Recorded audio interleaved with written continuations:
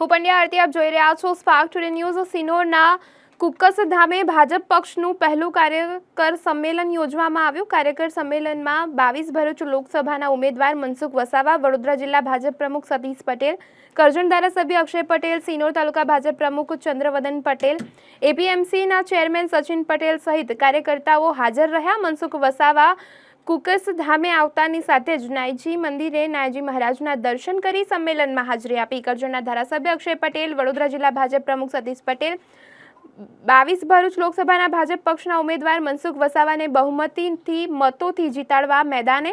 ભાજપ કાર્યકર્તા સંમેલનમાં મનસુખભાઈ વસાવાના હસ્તે કોંગ્રેસ છોડી આવેલા કાર્યકર્તાઓને ખેસ પહેરાવી મનસુખ વસાવાએ ભાજપ પક્ષમાં આવકાર્યા। મનસુખ વસાવાએ પોતાના નિવેદનમાં સરકારની યોજના વિશે માહિતી આપી, સાથે તમામ સીટો પર દરેક સીટ CR પાટીલની 5 લાખના મતોથી જીતવાની હાકલને યાદ કરી મનસુખ વસાવાએ હાકલ કરવામાં આવી। ભરૂચ લોકસભાનો ઉમેદવાર જાહેર થયા પછી આખા લોકસભાની 7 વિધાનસભાનો કાર્યકર્તા સંમેલનો મેં પૂર્ણ કર્યા। ત્યાર પછી હોળી પૂર્ણ થયા પછી તરત જ જિલ્લા સ્તરના કાર્યકર્તાનું સંમેલન થઈ રહ્યું છે। જંબુસરનું વિધાનસભાનું સંમેલન પૂરું થયું, વાગરા અને ગઈકાલે અંકલેશ્વર અને આજે કરજણ વિધાનસભા ના કાર્યકર્તા સંમેલન અહીંયા સિનોર તાલુકાના નયાજીના ધામમાંથી નાયજી મહારાજના આશીર્વાદ લઈ અને અહીંયા આ કાર્યક્રમ મળ્યું। આજે ખૂબ સારી સંખ્યામાં આ વિસ્તારના આ જિલ્લા પંચાયતની બેઠકના કાર્યકર્તા ભાઈ અને બહેનો ઉપસ્થિત રહ્યા હતા।